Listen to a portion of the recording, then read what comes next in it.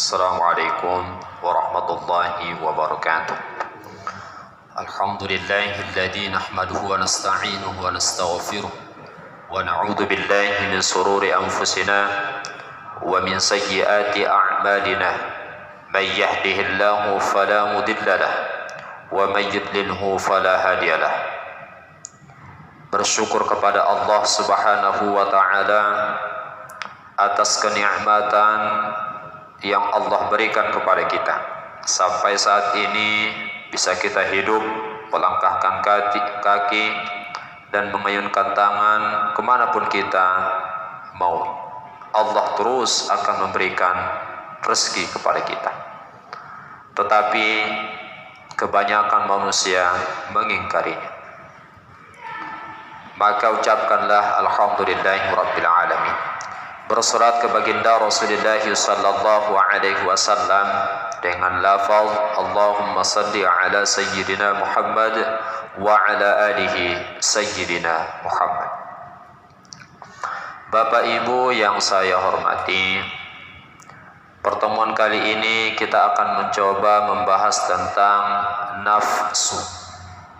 Nafas maknanya jiwa. Ketika kita hubungkan, kita kaitkan dengan hawa nafsu, keinginan jiwa, keinginan diri, keinginan hati. Nafs itu hati atau jiwa, hawa keinginan. Keinginan itu lumrah, biasa di dalam manusia. Keinginan yang dimaksud di sini adalah yang berkaitan tentang kejahatan dan kebaikan.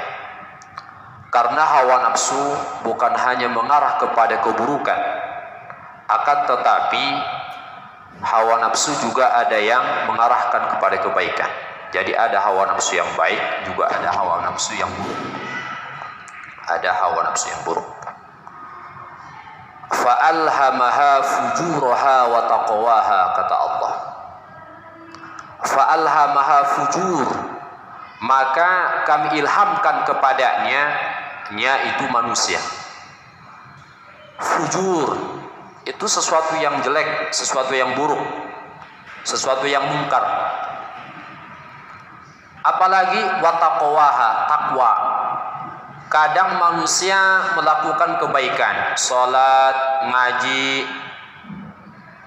berbuat baik, berkata-kata dengan baik, itu takwa itu. Dia menjaga dirinya, dia berusaha untuk sesuatu yang baik, jangan sampai mendatangkan yang buruk. Dia berusaha memanfaatkan rezeki yang Allah berikan kepadanya, jangan sampai dia ingkar kepada Allah Subhanahu wa taala. Takwa.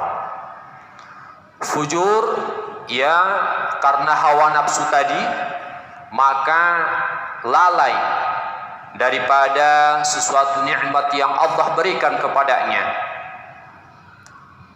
Allah berikan umur sebenarnya untuk supaya kita bisa beribadah lebih lama kepada Allah, tetapi dia hubungkan umurnya ini untuk sesuatu yang jauh daripada Allah Subhanahu wa taala. Dengan harta, dengan mengumpulkan harta, dengan jabatan, berpoya-poya dengan waktu, padahal itu semuanya ada batas. Maka hawa nafsu itu ada namanya hawa nafsu ammaratun bisu. Dalam surah Yusuf ayat surah ke-12 ayat ke-53, a'udzu billahi minasyaitonir rajim, bismillahirrahmanirrahim. Wa ma ubarri'u nafsi innan nafsa la'ammaratun bis-su'i illa ma rahima rabbi inna rabbi ghafurur rahim. Insyaallah. Ini perkataan Nabi Yusuf alaihi salam, di mana beliau katanya tidak akan terlepas yang namanya keburukan dan kejahatan. Lalu ada nafsu yang kata Allah, illa ma rahima rabbi. Sebenarnya nafsu yang ada dasarnya pada kita ini adalah mengarah kepada keburukan. Keburukan. Illa ma rahima rabbi, kecuali Allah rahmati nafsu kita. Kenapa Allah rahmati? Karena kita berusaha. Ada usaha di dalam diri untuk mendekatkan diri kepada Allah. Kalau ada orang yang hanya sekedar melakukan aktivitas, hanya sekedar melakukan hidup, maka dia nggak ada usaha untuk secara fisik, secara pikiran, secara berusaha untuk menuntut ilmu atau apapun itu tentang kebaikan, dia nggak ada usaha. Maka yang ada dia makin jauh daripada Allah Subhanahu wa ta'ala. Nafsunya akan makin membara. Nafsunya walaupun nanti misalkan dikasih nasihat atau misalkan diarahkan kepada kebaikan, susah karena udah membatu.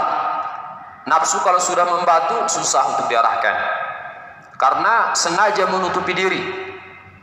Kata Allah di ayat lain, innal ladzina kafaru sawa'un 'alaihim a anzartahum am lam tunzirhum la yu'minun. Sesungguhnya orang-orang yang kafir itu adalah mereka yang apabila dikasih nasihat ataupun tidak dikasih nasihat sama saja, tidak akan masuk kepada hati mereka. Maka oleh sebab itu, ketika kita berusaha dalam kebaikan, walaupun pada awalnya nafsu itu mengarah kepada keburukan, akan tetapi kalau kita ada usaha, maka Allah akan rahmati. Bukankah di lain Allah Subhanahu wa ta'ala menjelaskan, walladzina jahadu fina lanahdiyannahum subulana wa innallaha lama'al muhsinin. Ma'al muhsinin, sesungguhnya Allah bersama orang-orang yang muhsin, berusaha berbuat baik. Muhsin, orang yang baik. Ya, kita ketahui bahwa manusia itu enggak ada yang baik, tapi ketika dia berusaha untuk yang baik, maka Allah akan berikan kebaikan-kebaikan kepadanya. Innal insan la zalumun kafar, bahwa sesungguhnya manusia itu pada dasarnya ingkar kepada Allah, ingkar mereka. Namun ketika dinasehati, terus dikasih arahan tentang kebaikan-kebaikan, maka akan terus lambat laun, maka nafsunya akan membaik. Ini yang pertama. Ada namanya nafsu ammaratun bisu, juga ada nama nafsu mutmainnah. Ya ayuhan nas, ya ayyatuhan nafsul mutmainnah, irji'i ila rabbiki radiyatan mardiyah, fadkhuli fi ibadi wadkhuli jannati, dalam surah Al-Fajr. Allah Subhanahu wa ta'ala memanggil, wahai jiwa-jiwa yang mutmainnah, yang tenang. Kenapa hati mereka tenang? Dikarenakan zikrullah. Ala bi zikrillah tatma'innul qulub. Bahwa dikarenakan hati kita itu tenang karena adanya zikrullah, berzikir kepada Allah Subhanahu wa ta'ala. Zikrullah itu maknanya umum. Ketika kita salat, baca Al-Quran, mengingat Allah, ataupun berkata-kata dengan baik, menjauhkan diri dari perbuatan-perbuatan buruk, itu namanya zikrullah. Ketika kita mendapatkan musibah, ucapkan inna lillahi wa inna ilaihi raji'un. Ketika kita melakukan sesuatu, la haula wa la quwata illa billahil aliyyil azim, mendapatkan nikmat dari Allah, ucapkan alhamdulillahi rabbil alamin. Ketika kita kaget, kita shock gitu kan, ucapkan astaghfirullahaladzim. Ketika kita melakukan sesuatu yang buruk, maka ucapkan astaghfirullahaladzim, minta ampun kepada Allah lagi gitu kan. Nah, itu semuanya zikir kepada Allah. Nah, juga ada namanya nafsu lawamah. La uqsimu bin nafsin lawamah. Dalam surah Al-Qiyamah, ayat pertama itu Allah Subhanahu wa ta'ala menjelaskan, la uqsimu bin nafsin lawamah. Apa itu nafsu lawamah? Kadang berbuat baik, kadang berbuat buruk. Iya, kadang manusia nanti beriman kepada Allah, nanti juga kadang-kadang suatu hari nanti dia mungkar kepada Allah. Makanya benar apa yang disabdakan oleh Rasulullah sallallahu alaihi wasallam, al-iman yazidu wa yanqus, wa yazidul iman bi taatillah.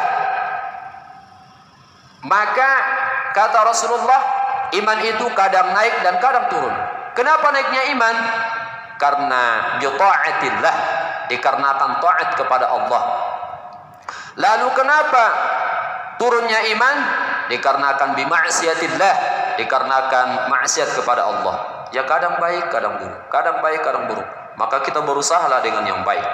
Maka dengan 3 ini, maka orang-orang akan selalu berusaha dalam kebaikan. Nafsunya akan terus baik kalau dimasuki sesuatu yang baik. Baca Al-Quran,